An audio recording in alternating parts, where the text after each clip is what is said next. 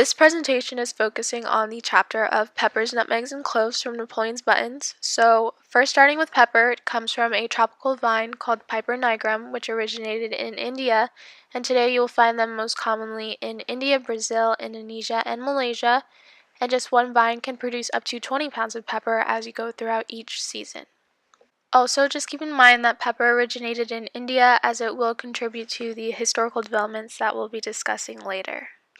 Then we have nutmegs and cloves, which both originated in the Spice Islands, previously known as Moluccas but now known as Maluku, which is found in Indonesia. Also in Indonesia are the Banda Islands, where nutmeg trees grow called Myristica fragrans, and then just north of where they grow, the islands of Ternate and Tidor grow the clove tree called Eugenia aromatica. So, all three of these spices have somehow impacted society or has sparked some significant historical event or development that we should be aware of, such as that of the Age of Discovery. First off, you may have known that Christopher Columbus had set the ocean blue in 1492, resulting in the discovery of the Americas. Well, this Age of Discovery began as a result of the observed success of Venice's economy due to the spice trade, which mostly involved the exchange of peppers. Their success would cause a large demand in peppercorns, and nations would frantically be looking for competing routes to India because, as I said before, India is where peppers would originate. So you may be wondering, what's all the fuss about peppers? Well, although peppers were great flavor enhancers, they were also used in foods as a preservative. These two significant aspects would allow Columbus to get his grant for finding a route to India on behalf of Spain. For this big historical event, there is credit due to piperin, which is a compound found in both black and white pepper and allows us to experience that pain that comes from eating peppers. How this works is not really known, but the theory is that the shape of the piperin molecule allows it to fit on the proteins on pain nerves in our mouths or in other places where we may experience pain. Piperin would also have a role in the beginning of capitalism. During the 1600s, England would want to become more involved in the East Indian spice trade, which is why they created the East India Company. This company would sell shares in order to cover expenses for the voyage to find pepper, which would limit the risk of loss for an individual investing in the voyage. And one can say that this structured the world stock markets, all thanks to piperin. Another hot molecule that we can compare to piperin is capsaicin, which is found in chili peppers. Even though Columbus was trying to find a route to Asia for the standard white and black pepper, he instead found chili peppers in Haiti when he had discovered the West Indies. Here you have the two structures, and there are some similarities with how they both contain carbon, hydrogen, oxygen, and nitrogen, with the oxygen atom doubly bonded to a carbon atom next to a nitrogen atom. But the thing that stands out is how you can see that they contain that aromatic ring of benzene.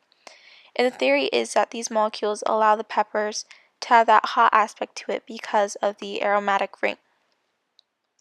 Another hot molecule we can compare that can possibly prove this is zingarone, which is found in ginger and has that same aromatic ring but no nitrogen atom.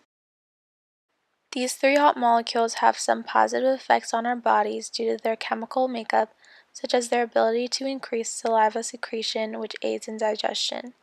Also, due to these compounds, we can experience a feeling of satisfaction because, as a result to the pain we feel from eating the peppers, our brain produces endorphins, which explains how people want to eat more spicy food rather than be dismayed by the fact that it's painfully spicy.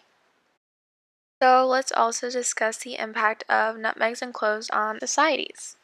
In 1512, Portugal would take over the Spice Islands of Malacca and gain the sources of nutmegs and cloves, which allowed them to dominate in the spice trade for most of the 16th century.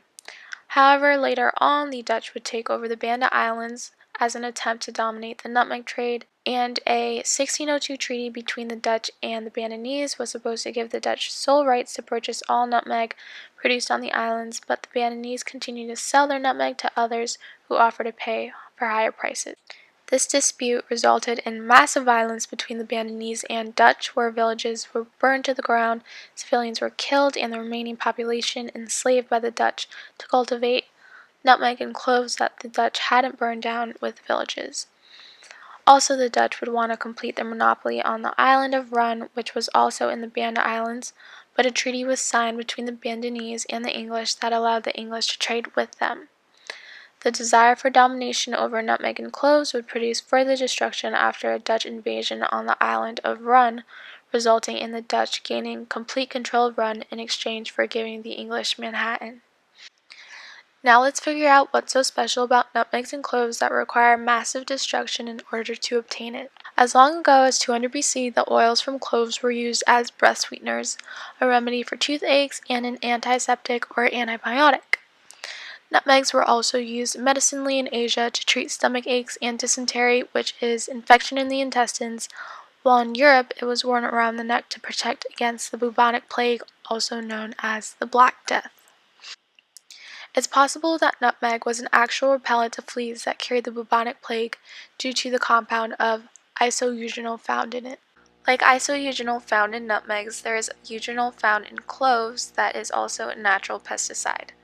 Like piperin and capsaicin, they both have that aromatic ring, and you can see how the only thing the two structures differ in are the locations of the double bonds, and just that slight difference causes large differences in odor. Other fragrant molecules found in nutmeg are myrcicin and almacin, and again you have that aromatic ring of benzene that gives nutmeg its specific fragrance. The compounds of myrcicin and almacin are thought to be the causes of nutmeg's hallucinogenic properties, since nutmegs have been reported to cause nausea, sweating, heart palpitations, high blood pressure, and days of hallucinations.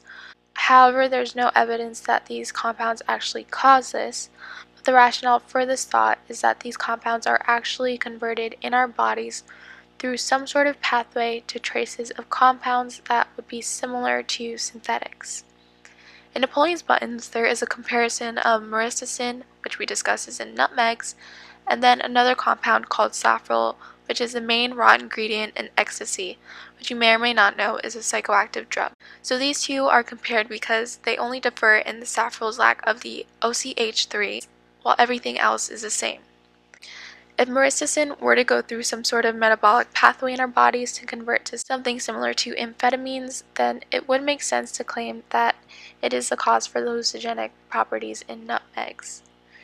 So that pretty much wraps up the impacts of the chemical structures found in peppers, nutmegs, and cloves, where they spark the age of discovery, development of capitalism, conflicts between societies, and psychoactive tendencies. So as you can see, they've provided much more than just flavoring to our foods. Thanks.